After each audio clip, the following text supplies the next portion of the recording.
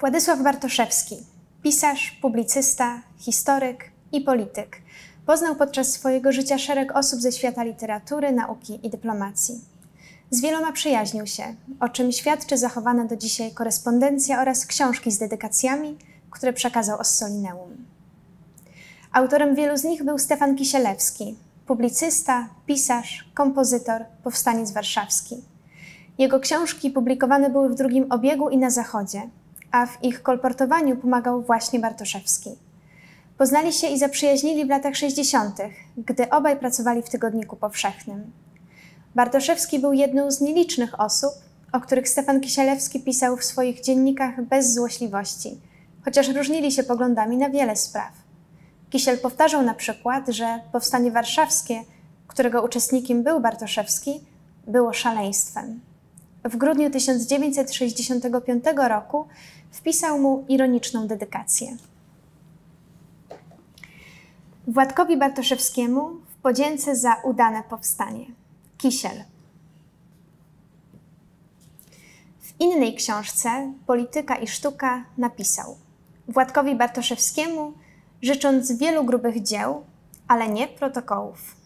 To była aluzja do śledztwa, które prowadziła od kilku lat Służba Bezpieczeństwa, chcąc dowieść, że to Bartoszewski jest autorem kompromitujących dla władz PRL informacji przekazywanych do Radia Wolna Europa.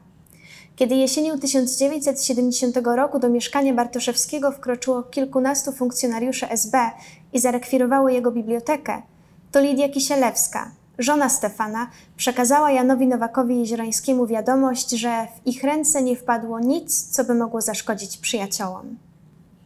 Z Nowakiem Jeziorańskim znali się od czasów wspólnej walki w Armii Krajowej. Po wojnie ich drogi rozeszły się.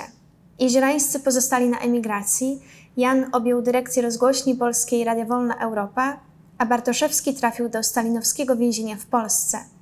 Kontakt nawiązali w 1963 roku i odtąd w ścisłej konspiracji Bartoszewski przekazywał informacje z kraju, które pojawiały się potem na falach rozgłośni. Kiedy Nowak rezygnował z funkcji dyrektora i przeprowadził się z żoną do Pasturn, rozpoczął pracę nad spisaniem wspomnień z czasów wojny. W Alpach odwiedzali ich Bartoszewscy, a Zofia, zawodowy redaktor, czuwała nad poprawnością tekstu. Na jednym z pierwszych egzemplarzy Kuriera z Warszawy, wydanego w Londynie, widnieje dedykacja. Wiernym przyjaciołom, Zosi i Władkowi Bartoszewskim, z myślą o niezapomnianych chwilach wspólnie spędzonych w naszej daczy alpejskiej, ze słowami podzięki za akuszerską pomoc przy narodzinach tej książki, Zosi za cenne poprawki, Władkowi za szczere, czasem burzliwe dyskusje, które pomogły i wywarły wpływ na epilog. W imieniu własnym i Grety, Janek. Bartoszewskiemu dedykowali swoje książki także poeci.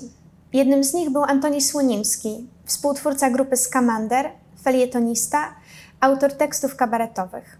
Obaj należeli do Związku Literatów Polskich i Klubu Krzywego Koła. Ofiarując Bartoszewskiemu swoją książkę Jedna strona medalu, niektóre felietony, artykuły, recenzje, utwory poważne i niepoważne, Słonimski napisał: Temu, który jest z ojczyzny mojej, Władysławowi Bartoszewskiemu, z szacunkiem, przyjaźnią i serdecznością. Było to nawiązanie do tytułu wiersza Antoniego Słonimskiego z 1943 roku Ten jest z ojczyzny mojej, który stał się także tytułem jednej z najważniejszych książek Bartoszewskiego, wydanej wspólnie z Zofią Lewinówną, a poświęconej pomocy, jakiej udzielali Polacy Żydom podczas Holokaustu. Wisława Szymborska na podarowanym Bartoszewskiemu tomiku wierszy Wielka liczba napisała: Panu Władysławowi Bartoszewskiemu z szacunkiem, sympatią i serdecznością, że jest taki, jaki jest. PS. To nie jest żaden rewanż za książkę o Warszawie, bo za to nie potrafię się zrewanżować.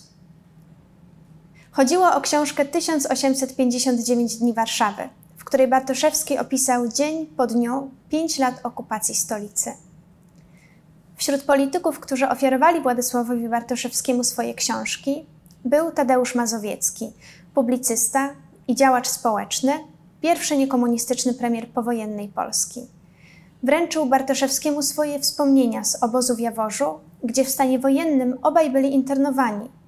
W wydanej w 1982 roku w podziemiu książce przyszły premier napisał: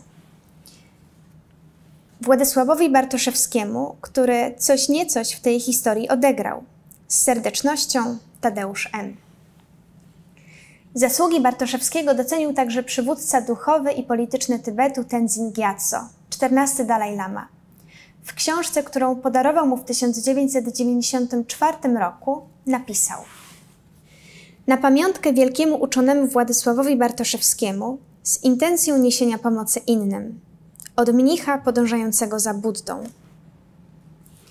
Wybrane książki z dedykacjami dla Władysława Bartoszewskiego do zobaczenia w Muzeum Pana Tadeusza.